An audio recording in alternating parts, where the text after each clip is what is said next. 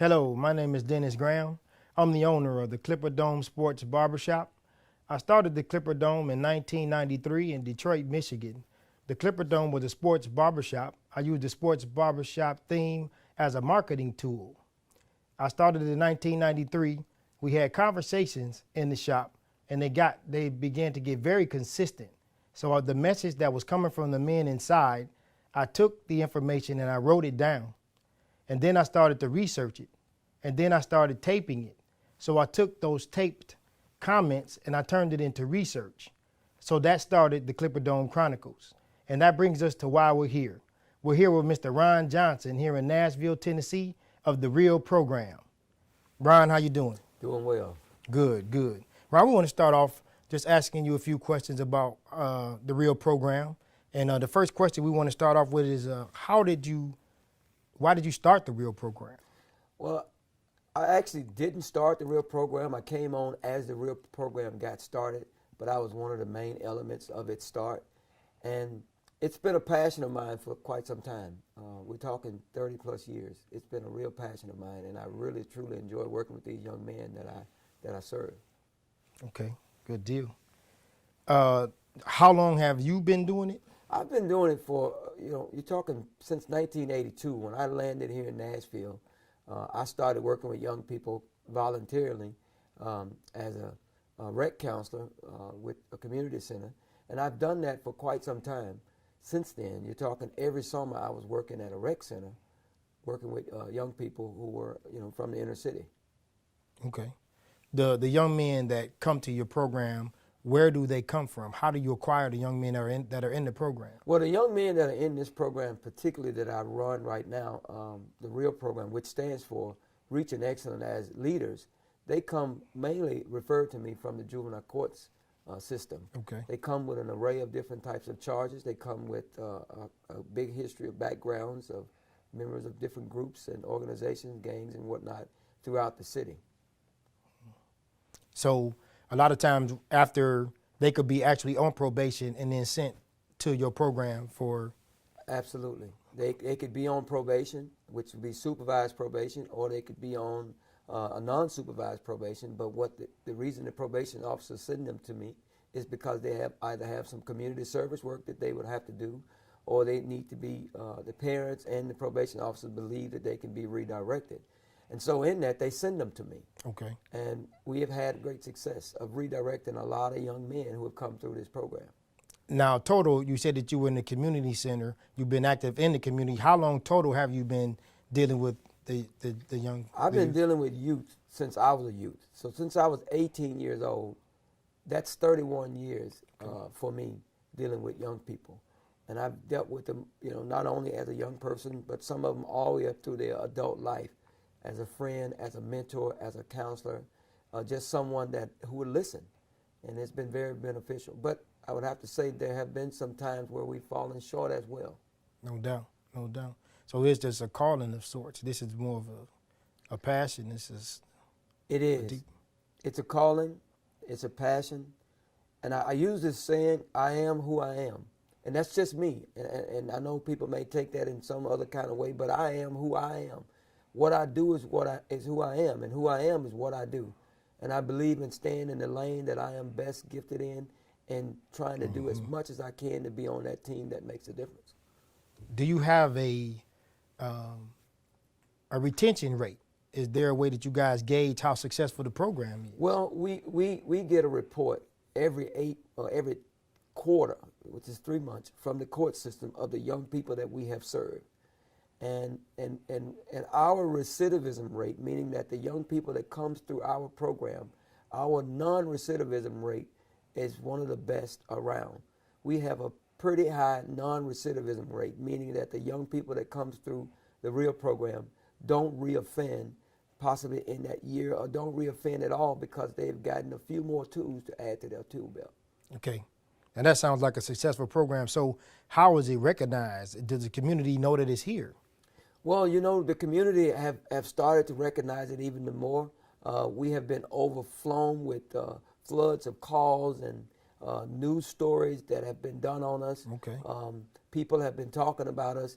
I wish that we had more resources that we could do more, But right now, we're only able to serve about 15 young boys at a time here at the program. The R.E.A.L program, March 19th, just was on the front page of the Tennessean.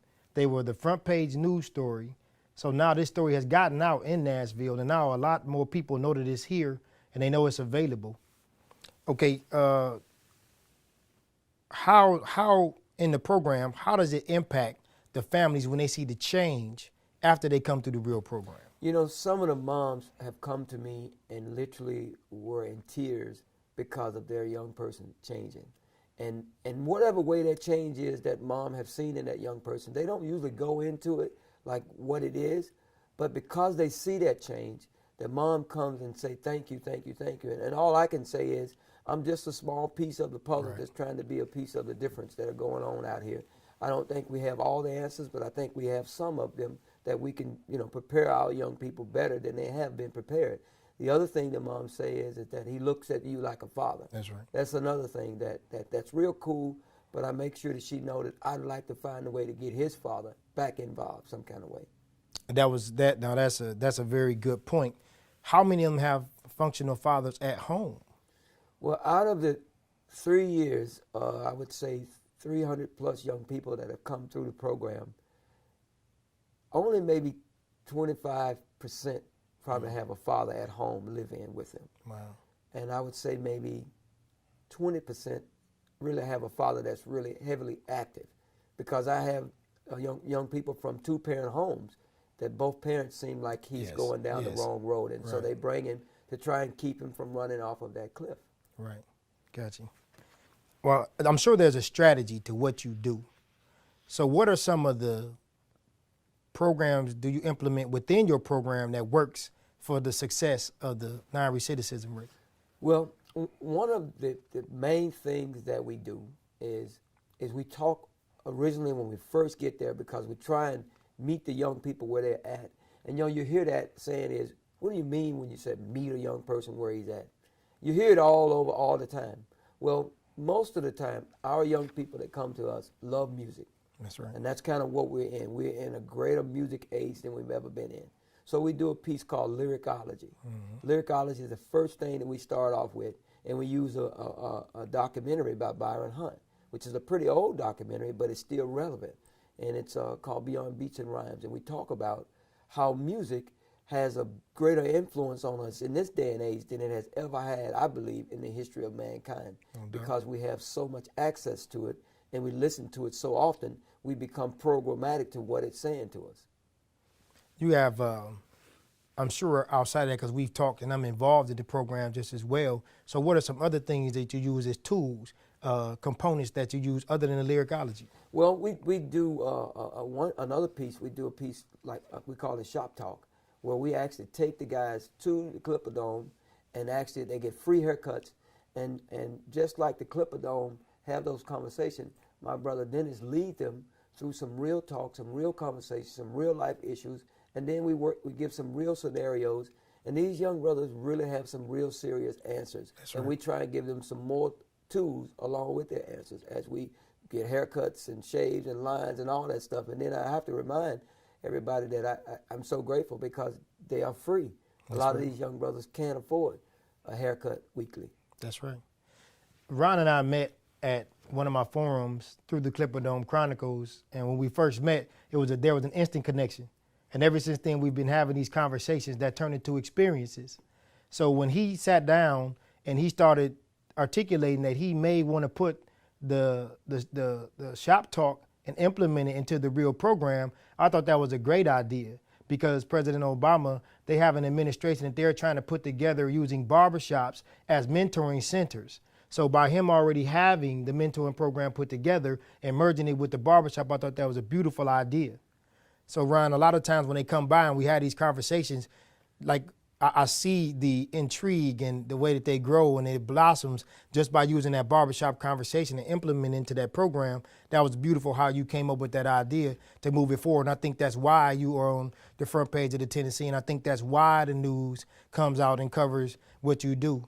The Channel 2, WKRN came out, and the R.E.A.L program was on the 10 o'clock news That was just last week, Monday. Monday, yes. Monday of last week? April 1st. April 1st. Yeah, so that was beautiful. They came out and they featured some of the young men that had already graduated from the program. These two young men have come back to be mentors themselves. So now the program is actually turning the people who have offended and go through the program into mentors themselves. So they're the connection for me and Ron to the young people. So they liaison as a bridge to connect us to the young people. Yeah, it's just like, being appointed. These young guys come through, they enjoy it, they have a great outlet. They came, not really, all of them, they'll tell you, didn't want to be here. That's right. And, like you said, liaisons, ambassadors, I believe that we have commissioned a group of ambassadors when we finish to go out and share what they've gathered and hanging out with us and gathering some of the knowledge and some of the tools that they'll have no choice but to use, because they will continue to run into some of the situations and scenarios that we talk about, because we do keep it real. That's right. Yeah. Now, a lot of times when we come down with the young brothers, I like the different tools that you use, the interrupters. Can you speak a little bit about the interrupters? The Interrupters is a documentary out of Chicago where this documentary was made on a group it's called Ceasefire.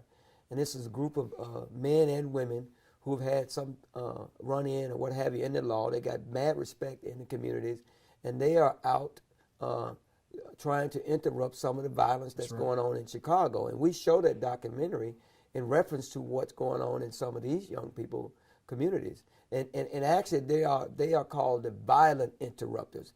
And one of their main course of duties are to try and disrupt a violent situation if they feel that they are deemed or necessary, and probably can disrupt that particular shooting that could take place by maybe trying to defuse an argument with someone.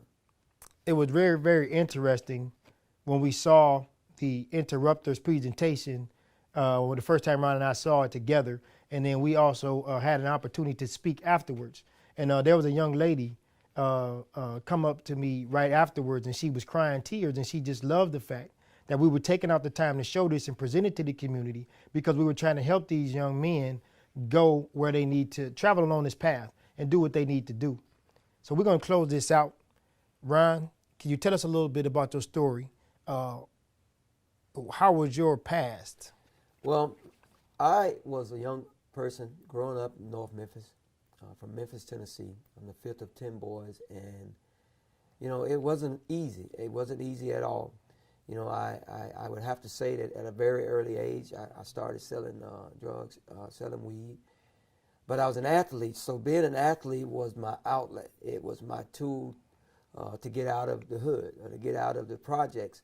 And so therefore, I ended up getting a scholarship here at Tennessee State to play football. And I came up here. But during that time, I didn't decide to make those changes. I was still working with young people even then, but I was still trying to get a little hustle on. And so it grew. And then in the late to mid 80s, after I finished playing football, some of my buddies come rolling in from California, and we basically took the town by storm in the big drug market. Mm-hmm. And so as the 80s went and the 90s hit, some of us got knocked off and went to prison. And it left me kind of by myself here in one sense. But then I kind of took that role as the man. I became a pretty significant drug dealer here. And 1993, I ended up having a real tough situation happen. 94, I would say it was again. I got caught up in a conspiracy with 237 pounds of weed and 50 kilos of cocaine. Wow. And my whole life that I had behind me played just like a movie as I sat in that courtroom. And as I sat in there, I knew something had to change. And I kept saying to myself, wow, can this be real? And I do this with the kids. I started to kind of pinch myself and to make sure that this wasn't some type of nightmare. And then when I stopped pinching myself, I realized it's real. I'm really here. This is really happening. I am really facing 40 years to life in prison. So there was a lot of fear, and I have to be very honest. Didn't think that I was going to get any easy road. Well, what had happened, I was charged with kingpin, and they ended up dropping those charges because it wasn't provable. I wouldn't say that. Well, I don't know exactly. They dropped those charges, and they dropped the 50 kilos of cocaine because all of it was conspiracy. Yeah. And I ended up being charged with 237 pounds of weed. I was sentenced to 4 years in prison, and I spent that time changing my mind, because when I went in there, I knew the only way that I was going to change is I had to change my mind, the way I think, and how I feel about things. And so with that, I started reading and studying and praying and doing all the things that you hear people talk about a person who goes to prison does, a lot of us. But it was real for me because I had a wife, I had 2 kids. Mm-hmm. My daughter was only 2 months old when I left. When I come home, she was going on 5. So that was a very tough place for me to be taken away from my family at that age. And I missed that time and I couldn't get it back. But I didn't want to ever experience that again. And so I knew that when I came out, I wanted to do what I wish someone would have been able to do more consistently in my life as a youngster. You know, you hear people telling you to do the right things all the time, but you don't always do it. And so I said, I believe I can have a greater impact if I am ever placed in a position, whether I'm getting paid to do it or not, to make a difference. And just right now, fortunately, I am getting paid to do it, and I love it, and I'll continue to do it whether I get paid or not, because our young people are that important to me. That's Ron Johnson with the R.E.A.L program, and one of his famous quotes is, "How can we help you help you?" At the end of the fiscal year, June, at the end of June, the funding for the R.E.A.L program will be depleted. So we're putting this together to let people know that this program is here and is effective, and it's very needed in the community. This is Dennis Graham with the Clipperdome Barbershop. Thank you.